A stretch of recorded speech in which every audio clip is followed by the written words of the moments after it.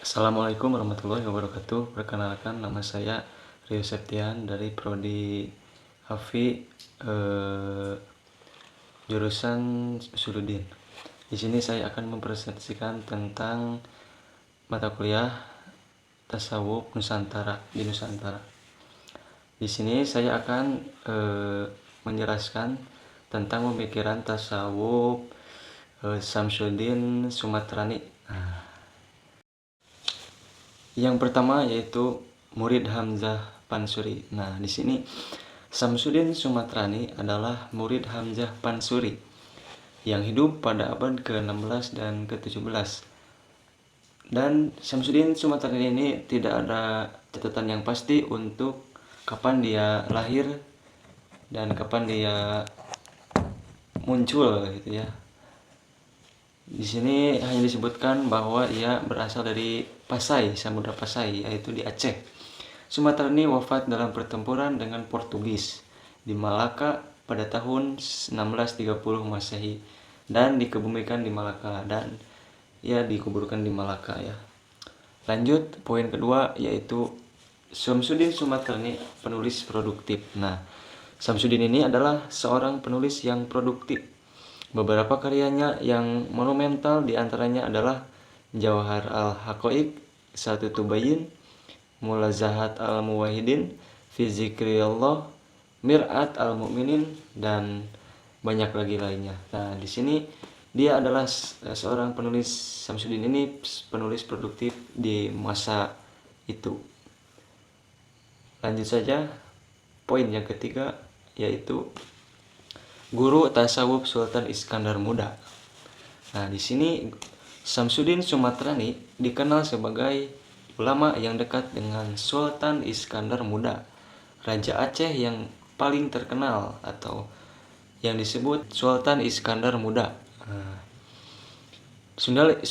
Sultan Iskandar Muda berkuasa dari tahun 1607 sampai 1636. Ia banyak memberikan nasihat kepada sultan di bidang agama dan negara. Nah, Samsudin ini sangat memberikan nasihat kepada Sultan Iskandar Muda dalam bidang agama dan negara.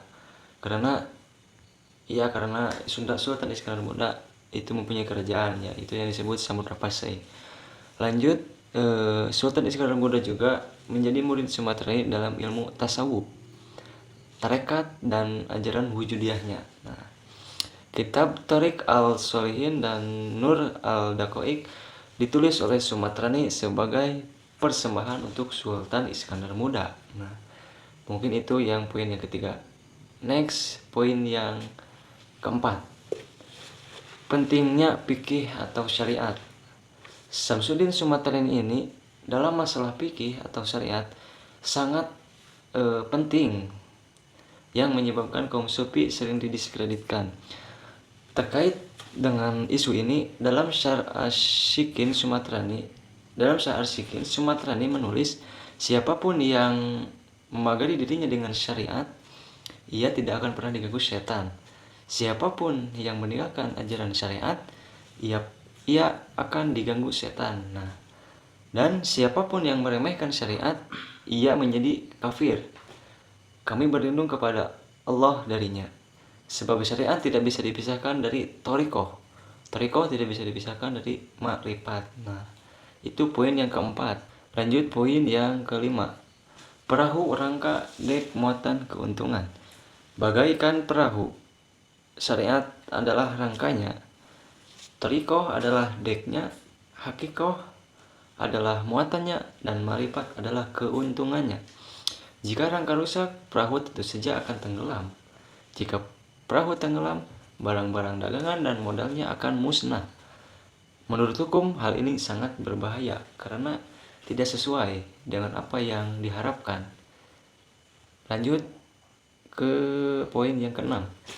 Sifat 20. Samsudin Sumatrani juga dikenal sebagai orang yang mengajarkan dan mempopulerkan ajaran 20 sifat Allah di kawasan Nusantara. Nah, ya, Samsudin Sumatrani ini di Nusantara ini mengajarkan kepada seluruh warga Nusantara dalam mengajarkan tentang 20 sifat Allah. Yang 20 yaitu yang wujud, qidam, baqo, dan seterusnya. Nah, pengajaran 20 sifat Allah ini adalah bagian dari ajaran Tauhid Sumatrani. Itu poin ke-6. Lanjut saja ke poin ke-7. Pengaruh ajaran Sumatrani. Pengaruh Samsudin Sumatrani juga diketahui hingga ke kawasan Buton atau daerah Sulawesi Tenggara. Kerajaan ini mengadopsi martabat 7 dan juga sifat Tuhan yang 20. Pada masa Sultan Dayan Ihsanuddin pada tahun 1597 sampai 1631, salah satu isi dari perjanjian yang dibuat antara kerajaan Buton dengan Belanda pada 1631 antara lain adalah bahwa kerajaan Buton bebas untuk melaksanakan sistem pemerintahannya menurut adat setempat. Nah, itu dalam isi perjanjian Samsudin Sumatrani di kerajaan Buton, kawasan Buton. Adat setempat tersebut adalah salah satunya adat resmi yang mengatur pembagian kekuasaan yang disebut dengan Undang-Undang Martabat 7 yang tadi, Martabat 7 ya. Itu poin ke-7. Nah, mungkin hanya sekian yang dapat saya sampaikan. Bila ada kekurangan dan salahnya mohon dimaafkan. Saya Rusetian undur diri. Assalamualaikum warahmatullahi wabarakatuh.